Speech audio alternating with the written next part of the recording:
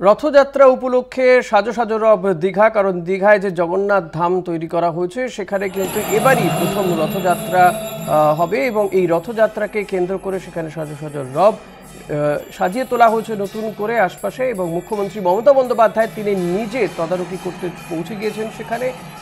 গোটা বিষয়টি তিনি নজর রাখছেন, নিরাপত্তা ব্যবস্থা থেকে শুরু করে একাধিক বিষয়। এবং এই যে জগন্নাথ, বলরাম, সুভদ্রা তারা যে এই মন্দির থেকে বেরিয়ে রথে চড়ে যাবে তাদের মাসির বাড়ি, যে অস্থায়ী মাসির বাড়ি তৈরি করা হচ্ছে সেখানে, যেখানে 7 দিন থাকবে জগন্নাথ, বলভদ্র এবং সুভদ্রা, সেটাও গিয়ে দেখলেন মমতা বন্দ্যোপাধ্যায়। এই সেই রথগুলো যে 3টি রথে চড়ে যাবেন জগন্নাথ, বলভদ্র, সুভদ্রা, এই গোটা বিষয়টাই কিন্তু মুখ্যমন্ত্রী মমতা বন্দ্যোপাধ্যায় তদারকি করছেন।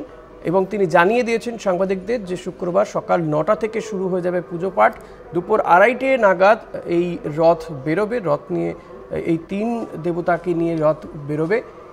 পাশাপাশি ব্যারিকেড করে দেওয়া হবে রাস্তার দুধারে, যাতে কোথাও কোনো অপ্রীতিকর ঘটনা না ঘটে।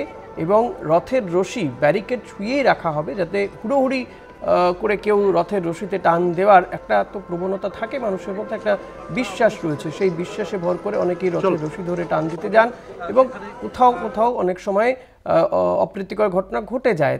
তো এবারই যেহেতু দীঘাতে রথযাত্রা প্রথম এই এত বড় করে উৎসব পালিত হচ্ছে, ফলত এই ধরনের বিষয় যাতে না ঘটে সেদিকে কিন্তু নজর রাখা হচ্ছে, কড়া নজরদারি করা হচ্ছে, ওয়াচ টাওয়ার বসানো হচ্ছে, সিসি ক্যামেরা রয়েছে, প্রচুর পুলিশ মোতায়েন করা হয়েছে। ফলত এই রথযাত্রাকে কেন্দ্র করে কিন্তু দীঘা একেবারে শুধু যে সেজে উঠেছে তা নয়, প্রচুর ভক্ত সমাগম হয়েছে, প্রচুর মানুষ ভিড় জমিয়েছেন এই রথযাত্রাকে চাক্ষুষ করার জন্য। আগামীকাল সকাল 9টা থেকেই পুজো শুরু হয়ে যাবে, দুপুর 2:30 নাগাদ রথ বেরোবে বলে জানা যাচ্ছে। আমাদের প্রতিনিধি রিয়া মাঝি রয়েছেন সরাসরি দীঘা থেকে।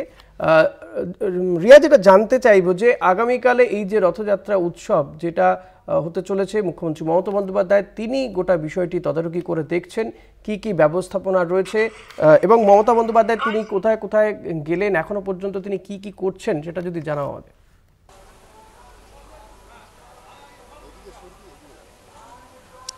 ঋষিদা, প্রথমেই তোমাকে জানিয়ে রাখবো যে মুখ্যমন্ত্রী মমতা বন্দ্যোপাধ্যায় তিনি প্রায় 2টো নাগাদ তিনি আসেন এই মেন মন্দির জগন্নাথ দেবের মন্দিরে। এবং সেখানে এসে আমরা জানি যে 1টা থেকে 3টে অবধি মন্দির বন্ধ থাকে এবং সেই কারণের জন্যই কিন্তু মন্দিরের যে অফিস রুম রয়েছে সেখানে বসেই তিনি একটি বৈঠক সারেন। এবং সেই বৈঠকে একদম উচ্চ পদস্থ অধিকর্তারা ছিলেন, যেখানে পুলিশের হায়ার অফিসিয়ালসরা ছিলেন, সিএস থেকে আরম্ভ করে বিভিন্ন অ্যাডমিনিস্ট্রেটিভ হাই লেভেলের অফিসাররা সেখানে উপস্থিত ছিলেন। মূলত এই যে মিটিং হয়েছে সেই মিটিং থেকে যার উপরে প্রধান নজর রাখা হয়েছে সেটা হচ্ছে সিকিউরিটি অ্যারেঞ্জমেন্ট। কারণ আগামী কালকে যে রথযাত্রা আছে তা নিয়ে সিকিউরিটি অ্যারেঞ্জমেন্ট কি রয়েছে, মন্দিরের সিকিউরিটি অ্যারেঞ্জমেন্ট কি রয়েছে, এবং যখন রথ বেরোবে রাস্তায় যখন যাবে সেই সময় অ্যারেঞ্জমেন্ট কি রয়েছে, এবং যখন মাসির বাড়ি গিয়ে পৌঁছাবে রথ সেখানকার অ্যারেঞ্জমেন্ট কি রয়েছে, এই সমস্ত বিষয় নিয়ে কিন্তু মুখ্যমন্ত্রী মমতা বন্দ্যোপাধ্যায় তিনি আলোচনা করেছেন, তিনি একাধিক নির্দেশ দিয়েছেন বলেই এমনটা সূত্র মারফত জানা যাচ্ছে। এবং সেই বৈঠকে কিন্তু একাধিক যারা সিনিয়র অফিসিয়ালসরা ছিল তাদের থেকে জানতে চাওয়া হয়েছিল যে কিভাবে পুরো অ্যারেঞ্জমেন্টটা করা হয়েছে। এবং ইতিমধ্যেই আমরা যেমনটা জানতে পেরেছি, তোমাকে প্রথম কয়েকটি জানিয়ে রাখবো যে এবং মুখ্যমন্ত্রী মমতা বন্দ্যোপাধ্যায় তিনিও বাইরে বেরিয়ে যেমনটা বলেছেন যে আগামীকাল সকাল 9টা থেকে এই রথযাত্রা শুরু হবে। এবং 2:30 নাগাদ এই রথযাত্রা শুরু হবে, মাফ করবে, 9টা নাগাদ পুজো শুরু হবে এবং 2:30 নাগাদ রথযাত্রা শুরু হবে। এবং ব্যারিকেড করা হয়েছে 2টো সাইডে রাস্তার, সেই 2টো সাইডের ব্যারিকেডের একদম বাইরের দিকে থাকবে সাধারণ মানুষ, তারা অবশ্যই রথের দড়ি টাচ করতে পারবেন বা রথ টানতে পারবেন, সেটা কিন্তু ব্যারিকেডের সঙ্গে যে দড়ি দেওয়া থাকবে, রথের দড়ি দেওয়া থাকবে, সেই দড়ি তারা টাচ করতে পারবেন বলে এমনটাই কিন্তু মুখ্যমন্ত্রী মমতা বন্দ্যোপাধ্যায় জানিয়েছেন। এবং আরো একটা বিষয় তোমাকে জানাবো যে পুরীতে যেমনটা দেখা যায় যে একদম সামনেতে থেকে রথের দড়ি টানা হয়, সেখানে যেমন একটা ক্রেজ থাকে রথের, তবে এবারে দীঘাতে কিন্তু একটি অন্যরকম উন্মাদনা রয়েছে যারা এখানে এসেছে, যে সমস্ত সাধারণ মানুষরা, কারণ যারা পুরী যেতে পারছেন না তারা কিন্তু দীঘায় আসছেন, এবং দীঘায় যেহেতু দীঘা এমনি মানুষের কাছে একটা প্রাণকেন্দ্র, তার মধ্যে এই মন্দির কিন্তু অ্যাডিশনাল, এবং সেই কারণের জন্য কিন্তু প্রচুর মানুষের সমাগম ইতিমধ্যেই হয়েছে, এবং যারা এসেছেন তারা এই মন্দিরে আজকেও আসছেন, তাদের জন্য এন্ট্রি রয়েছে, তাদের জন্য খুলে দেওয়া হয়েছে এন্ট্রি, তারা আসছেন, এবং পাশাপাশি তারা যাতে মন্দিরের তাদের কোনো রকম যাতে সমস্যা না হয় এবং পদপিষ্টর মতো ঘটনা যাতে না ঘটে সেটাকে মাথায় রেখেই কিন্তু এই ধরনের সিদ্ধান্ত যে ব্যারিকেডের ভিতরে সাধারণ মানুষকে ঢুকতে দেওয়া হবে না। একটা বিষয় জানতে ইচ্ছে করছে, যেহেতু আমরা দেখতে পাচ্ছি যে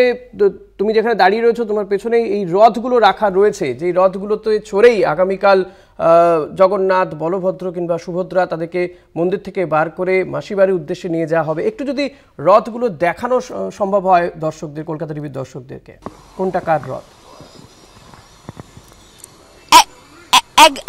একদমই আমি দেখাবো তোমাকে।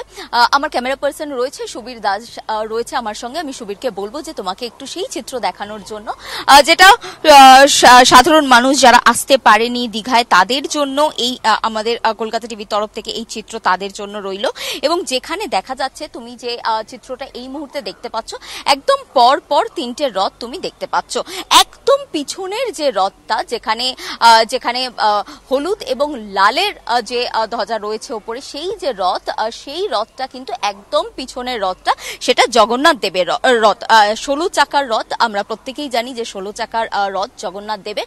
আমার ক্যামেরা পার্সনকে বলবো যে একটু দেখাতে, কারণ শেষ মুহূর্তের প্রস্তুতি একদম তুঙ্গে তা বলাই চলে। সেই কারণেই কিন্তু দেখা যাচ্ছে যে প্রচুর মানুষ যারা এই রথের কাজ করছেন তারা কিন্তু একদম শেষ মুহূর্তে চাকা ঠিকঠাক রয়েছে কিনা, ওপরের যে সাজানোর যে বিষয়টা সেই সমস্ত একদম টু দি পয়েন্ট রয়েছে কিনা, সেই সমস্ত বিষয় কিন্তু তারা দেখছেন ইতিমধ্যেই। একদম শেষ মুহূর্তের প্রস্তুতি চলছে, এবং সেখান থেকে দাঁড়িয়ে তোমাকে আমি যে ছবি দেখাচ্ছি, যেটা একদম শেষে একদম প্রস্তুতির ছবিটা দেখাচ্ছি, শেষের যে রথটা যেটা ফোকাস করা হয়েছে হলুদ এবং লালের যে ক্যানোপি রয়েছে, সেই রথটি কিন্তু জগন্নাথ দেবের রথ, 16 চাকার রথ, আমরা প্রত্যেকেই জানি।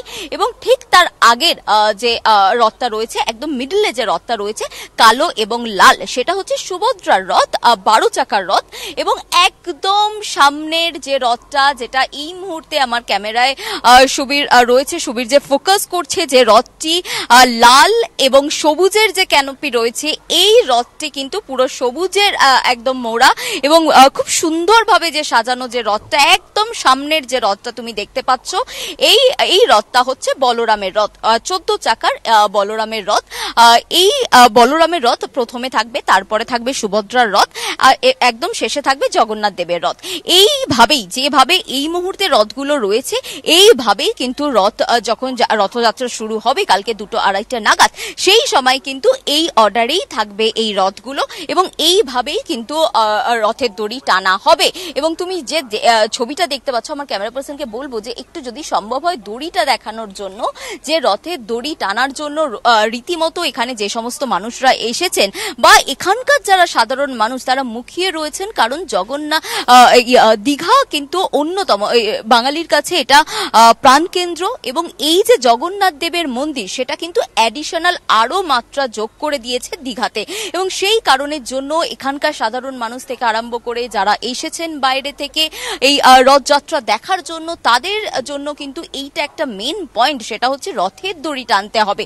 এবং রথের দড়ি কিন্তু এই মুহূর্তে একদম আঁটো করে বাঁধার যে কাজ, শেষ মুহূর্তের যে কাজ, সেই কাজ কিন্তু জারি রেখেছে এখানে যারা রথ সাজাচ্ছেন, তারা জারি রেখেছে। এবং একই সঙ্গে তোমাকে বলবো যে রথ তোমাকে আমি দেখালাম, ঋষিদা তুমি যেমনটা বলছিলে আমাদের দর্শকদের জন্য, আমি সেই রথ দেখালাম যে 3টে রথ একদম কিভাবে সেজে উঠেছে।